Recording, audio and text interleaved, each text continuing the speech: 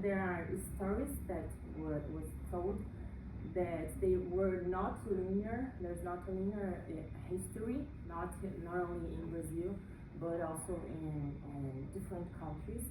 But in Brazil, especially what we're going to talk here, it's the problem of the binary logics.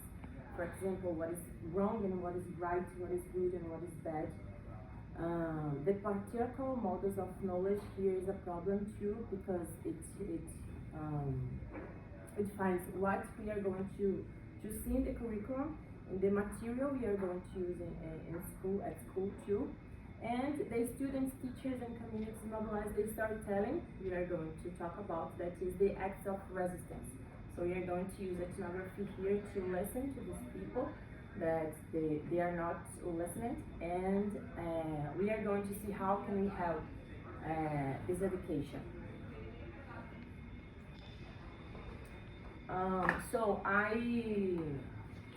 This is some theoretical framework. For example, the colonial and feminist historiography and the critical ethnography.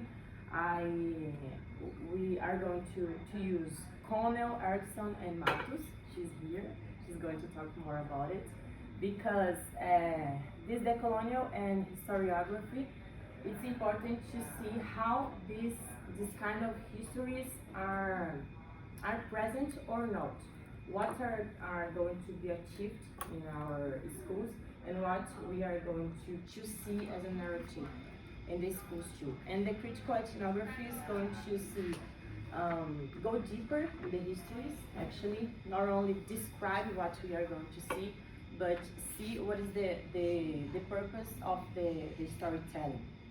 In this case, I don't know if you know, but most of the population in Brazil is black, so 55% people in Brazil are considered black. So 45% are Asian people, or are white people, sorry. 0.8% are indigenous, and 0.5% are Asian people. So there is a mixed framework here that some of these minorities are not used in some books. They are not used in the speech of the teachers at school and in general.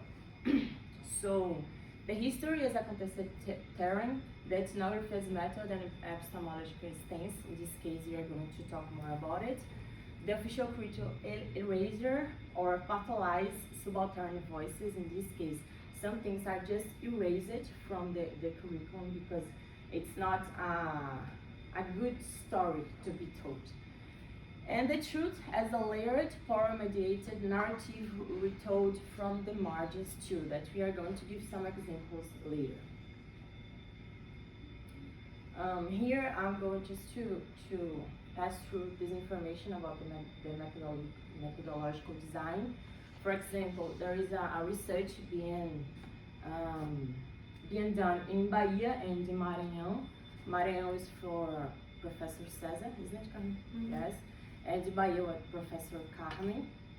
And here are the methods. For example, it's important to use the participant observation, the research, this archival research, narrative analysis, the textbooks or any materials that we can use to make this research happen, and some digital and visual approach and ethical political commitment, as we are going to talk later, of the co-authorship and the community accountability.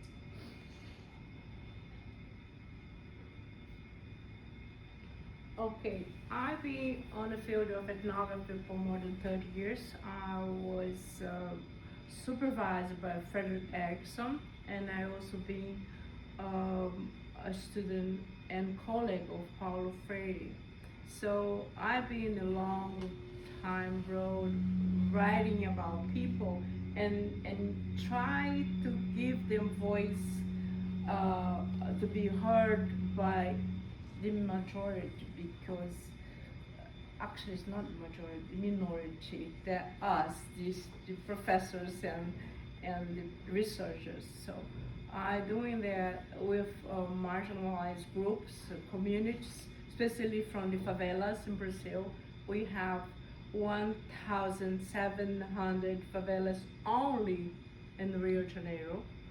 So it's a huge amount of people who live outside the mainstream kind of support of, of way of regular living. So the schools are full of those students who has nothing at home, and they are not taking big care on school at all. So the history of Brazil repeat itself. Since the beginning, we were invaded by the Portuguese people, and then we've been like uh, maybe attacked, but the kind of cultural um, knowledge from Europe, especially from Europe, but also from the United States too.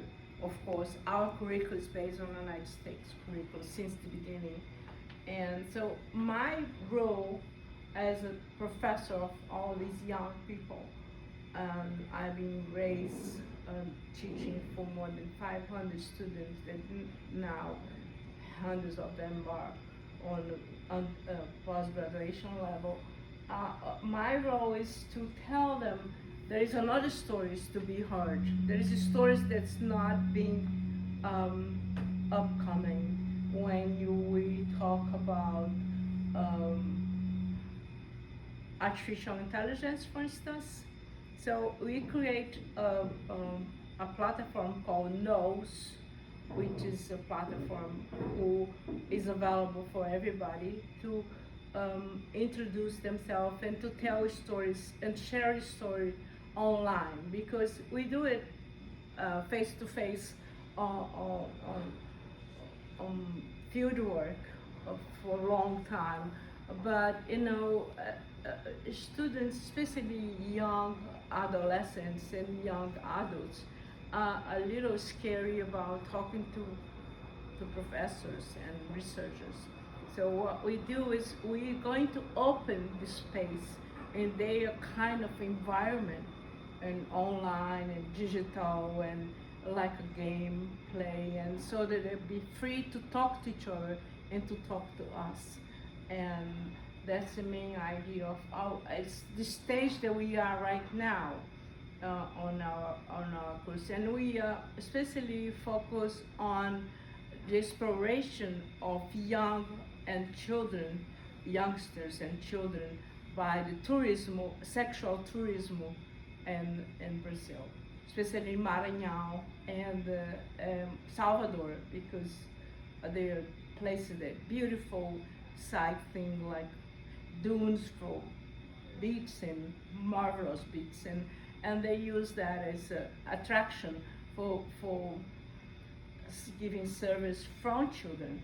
And some small town are living upon the money that was raising from this kind of exploration of children. And the school make like banalize the situation and maybe, oh, it's not happening. It's not happening. It's just maybe that's the way they want it. We cannot do anything about it. Even though we have some programs in schools and also by the government, but we haven't done enough. We haven't done nothing actually. That's what I think. So we are doing ethnography combined with artificial intelligence to help us to try to change again, since our work on face to face is not really make too much efforts, enough efforts to change. Maybe with using of artificial intelligence, we can change a little bit more. That's our hope. And storytelling is one resource that we're going to use, we are using actually. And the aim is to create groups engaged in establishing educational space for experience changes, experience of resistance, act of resistance, and that's our idea. So we think that the truth that is being told since the beginning of history of Brazil is a little bit off the track for cultural knowledge that they are living upon. The culture of their own living, it's completely different from what they hear, they read in the books, on the books, and they see on the museum. Actually, 2 weeks ago, I went to a Brazilian museum that I haven't been for 20 years. It's an Imperial Museum in Petrópolis. It's a strange story because I was surprised that they took it out all the pictures that represent the black people, the servant of the elite of Brazil. It was there when I visited 20 years ago, and it's no longer there. So I heard that the president of the United States is doing the same here, actually this town, in the office over there in the constitutional place. I think the people has been complained about it and act upon, and I saw that on the museum few days ago, and I was surprised that Brazil let it go like that. Even the pictures of the French people who came with the Portuguese imperial family, they were taking out from the walls, and I think that's the kind of context that we have from our own culture and this history that's being told. And we need to create a space for negotiating. We need to create space for flexibility of curriculum. We need to create space for the trust of the people being told, not the trust that's, what kind of trust is that? The trust that came with the European and imposed to Brazilian. Of course, ethnography, for me, is not a methodology. It's a theoretical framework, because after you go through ethnography, like Erickson taught me for several years, you're never going to be the same. We look at the things, we look at the people, you look at the spaces, you look at geographically the situation, and you see cultural things going on, and you see history going on. So ethnography is not a methodology, it's epistemology, it's a way of thinking, it's a way of behavior, it's a way of looking at things. And that's how I've been using ethnography. So one of things that ethnography does for us is to unfold the invisibility of things. And that's what we are trying to do. Look at the difference as a plus, not something that's wrong. So uncover layers of narrative, make it visible, this narrative, make it public memory, with power mediation between people like me, who has access to other countries, has access to a little bit more higher level of education, to tell the students, you can come to the university, you can talk to us, we are listening to you. So to make the asymmetry of power being less wide, more close to. Institutional silence has to be challenged, has to be faced to. It's saying, why are you quiet when it's happening exactly in your own face, in your own institution? And the empowerment through narrative is is a reality, especially in terms of women, because in Brazil we only vote after 1938, and we have few women who are placed on a political sphere, but now we have already one president that was a woman, even though she was overthrown, but there was one at least, and we have many women on a political situation now. So empowerment through narratives is a reality, and we have to put those silenced voice into actions. And again, we have to document it. And what I do usually, because the political situation in Brazil is to buffer up, not to hear, not to listen to cover the situation. What I do is I documented all the injustice, all the many of the injustices that I see, that I register with my research, especially in the prison, especially in the school that's not doing well. I write it, all the injustice, the violence against, especially young boys, and I write the report and I deliver in some other place, not in Brazil, and the Corte de Haia, how do you say it in English?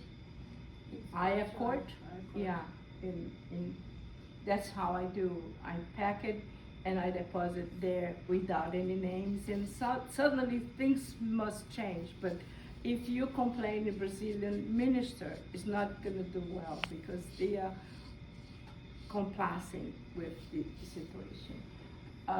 Community accountability. We need to ensure the research benefit those communities.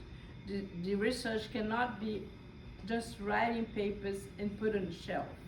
The research has to be publicized, not for us to read, but for them to have access, to have small books with pictures, some programs. That's why we create NOS, the platform.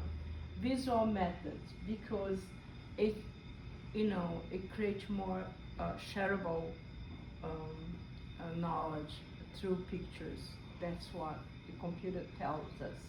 Again, I think I'm finishing. I think it's your turn. Yes, in this case here, the school is, as we see, it's a site of tension because there are some positions there in the childhood vulnerability that we don't see, people see, but they hide and they don't talk about it. Teachers avoid the sensitive topics at school, even during the classes, or talking about the parents or talking about the other teachers, because there are some things that we can't talk about inside school. And in this case, it's very dangerous because we are not seeing everything that is happening there, especially with children and with young people. And in this case, the students arrive at school carrying knowledge that cannot be spoken, aspiration understanding and exploitation, witnessing and survival strategies. And this lived knowledge is systematically excluded from the legitimate school classroom. So there are some purpose in teaching Portuguese, in teaching mathematics, history, geography, and science. But there are some purpose in teaching a lot of things too that we don't teach at school.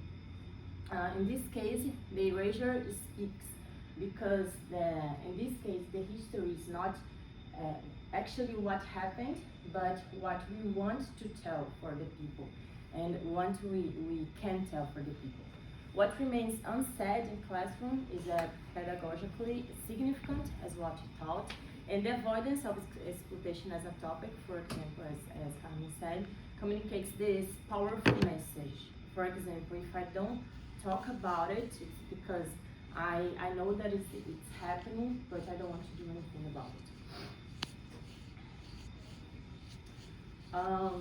These educational tools, for example, it's kind of something that makes the inclusion at the same time that makes the exclusion.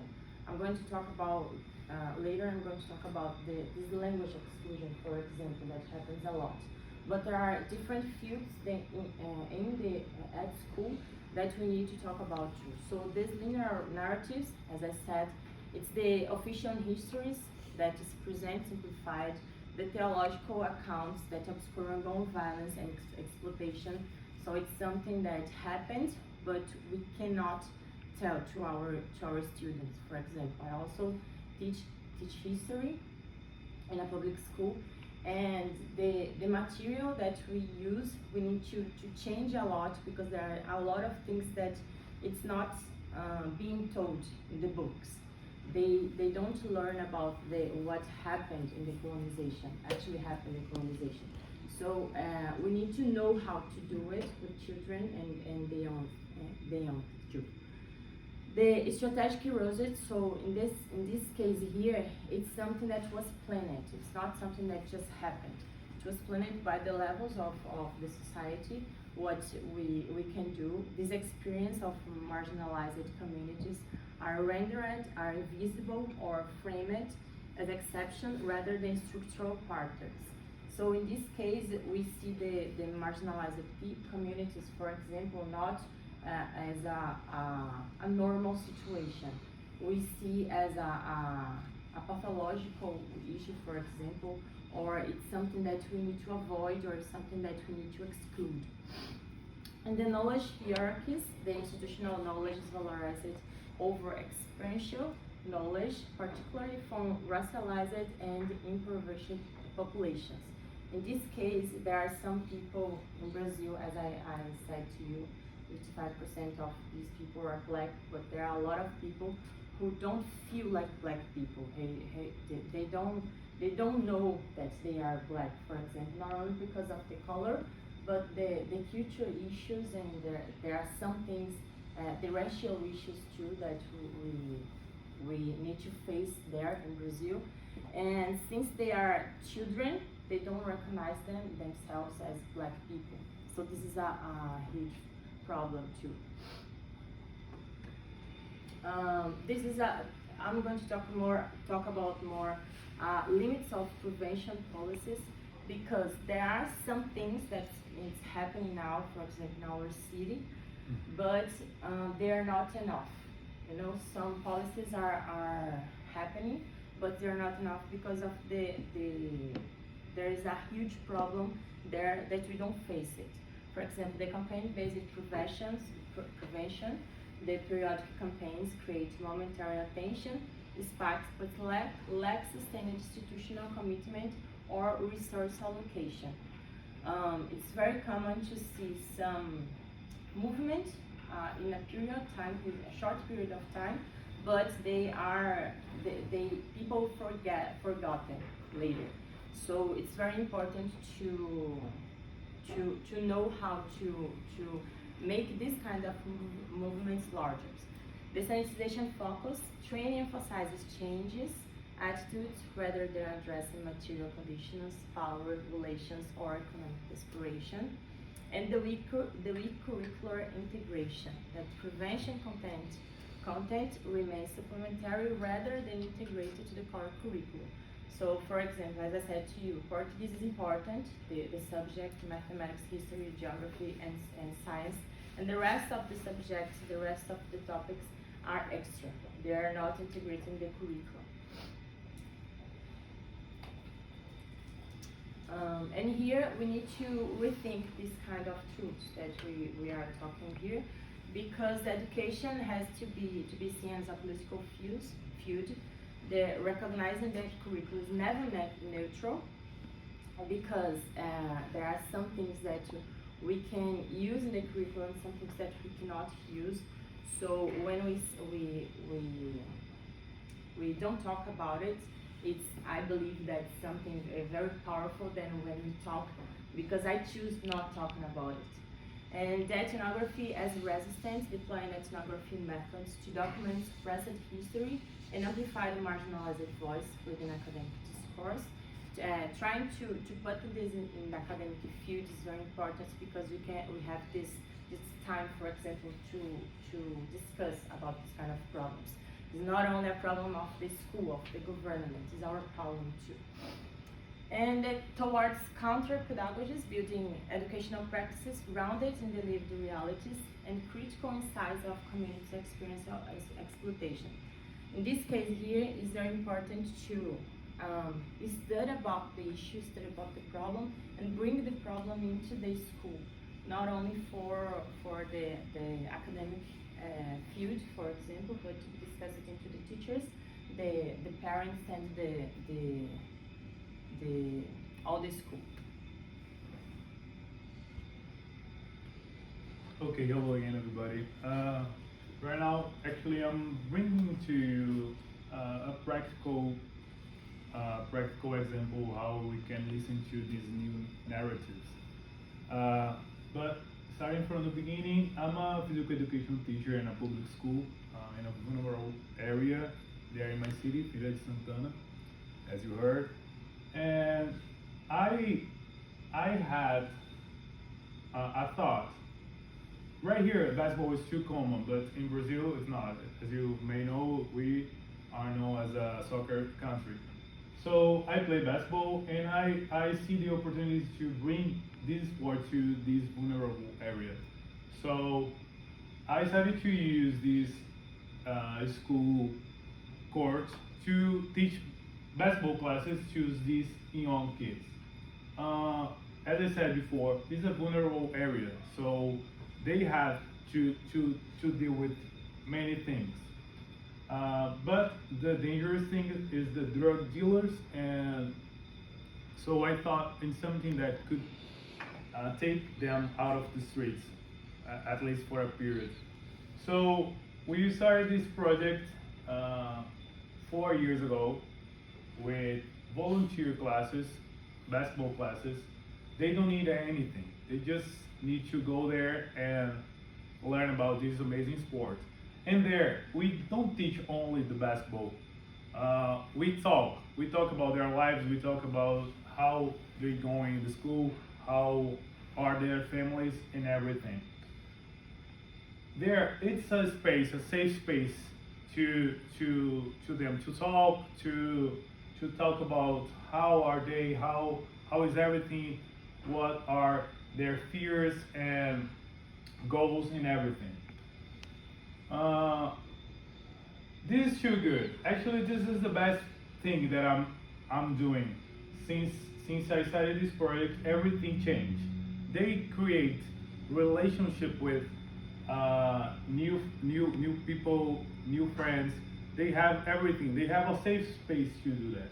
And we are able to travel to play games in other cities, and we are able to go to games in our city to meet new people, and it's too good. We have these kids. We started like with 5 people, then we have more than 30 boys and girls, and they always say that is everything too new for them, because many of these kids, they never left to the neighborhood. They never left to the city. So when we go to the other city, we can see their eyes shining. Like, it's amazing for them. So as I said before, it's not the competition. We are not there just to teach them basketball, and no, maybe some of them can be a player, but it's not the main goal of the project. It's like a safe space to take them out of the streets, to talk about them, to hear, like to tell their stories. So it's too good. We listen to too many stories about their lives.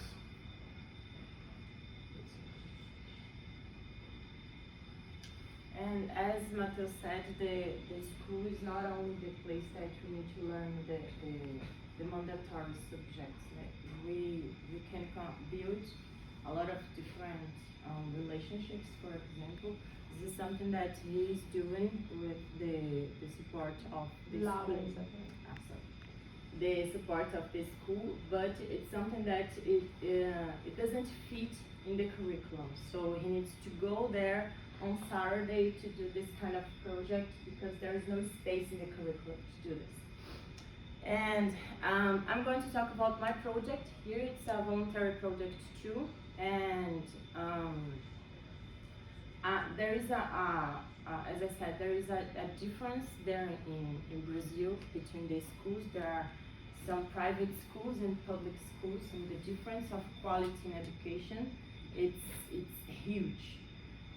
Not only about the quality of the material, the research, the people, but within the curriculum too. For example, in my field of the English teaching, there I am a student from the public school. I studied in public school all my life, and I started, I love speaking English or studying English, so I started to learn English by myself because I didn't have good teachers and I didn't have a good support or resources to learn English.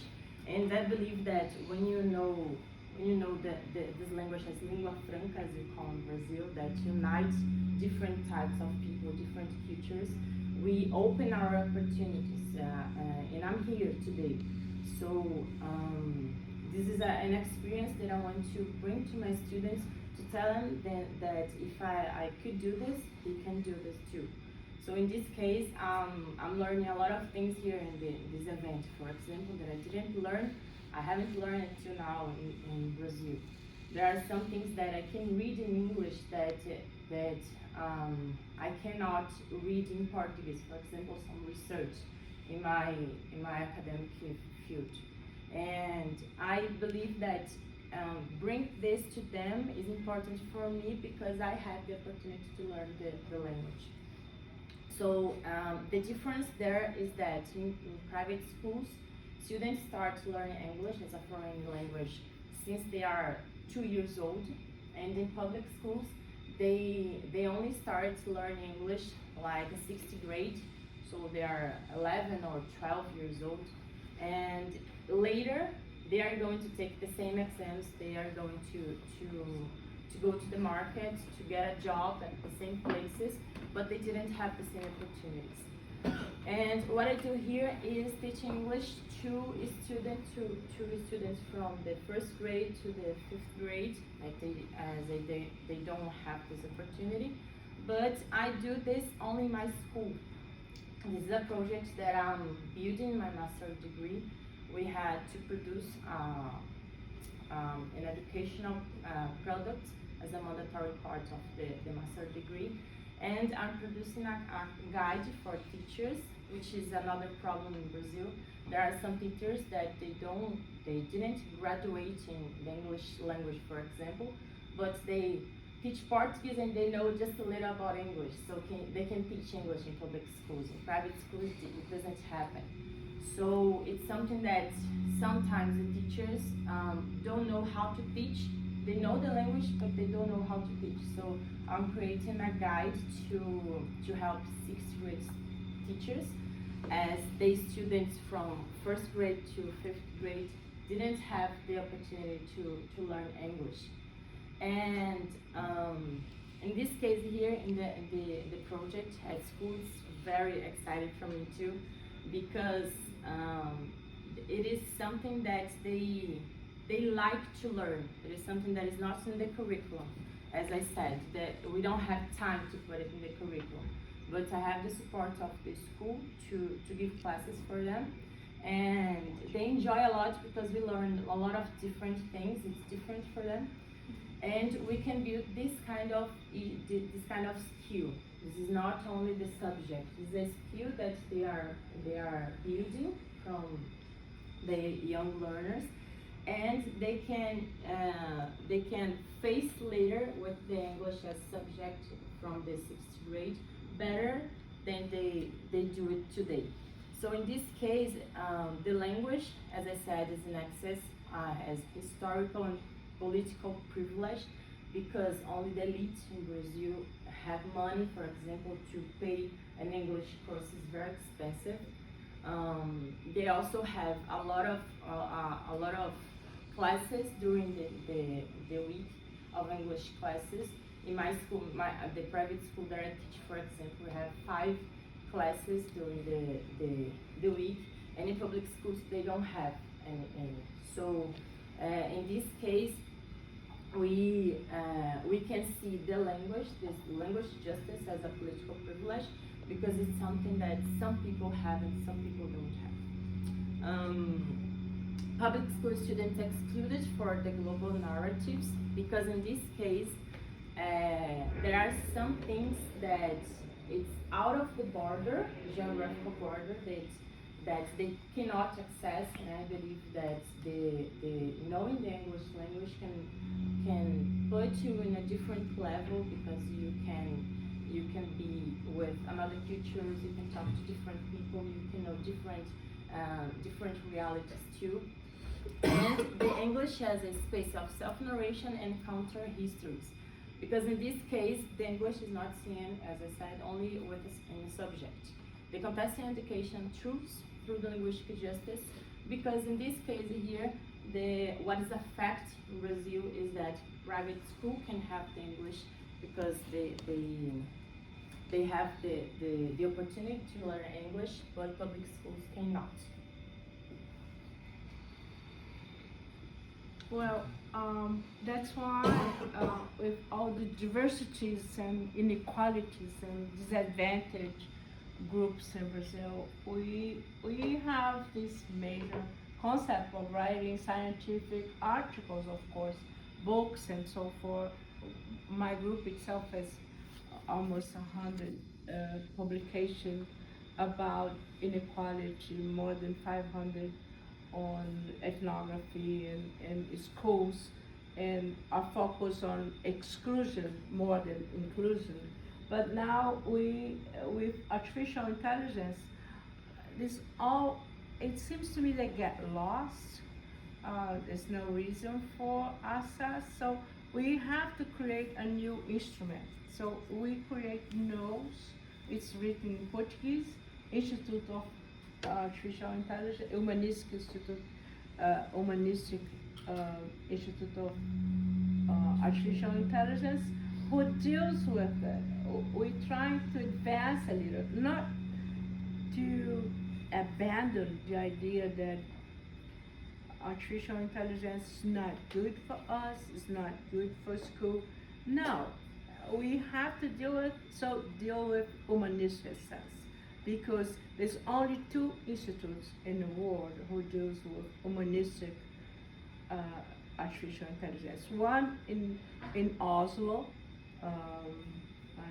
Norwegian, another one in California, Stanford, yeah. And I was going to look at Stanford at least. In Oslo is run by one of my former students, and I think it's a shame that it's all popping up artificial intelligence courses and groups and knowledge, but nothing relates to humanistic side of it. So the algorithm is taking over.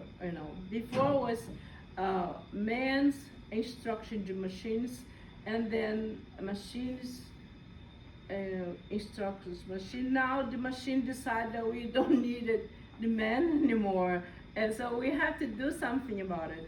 And when we don't include men's, women's, and humankind, we exclude more the disadvantaged people. So we have to include them with some kind of voice. And the way they can participate is to have a place to complain, to denounce, to share, to organize themselves, to act, more than scientific paper, more than technical report to political institution. So that's why we create NOS, and we would like to invite you to see our site.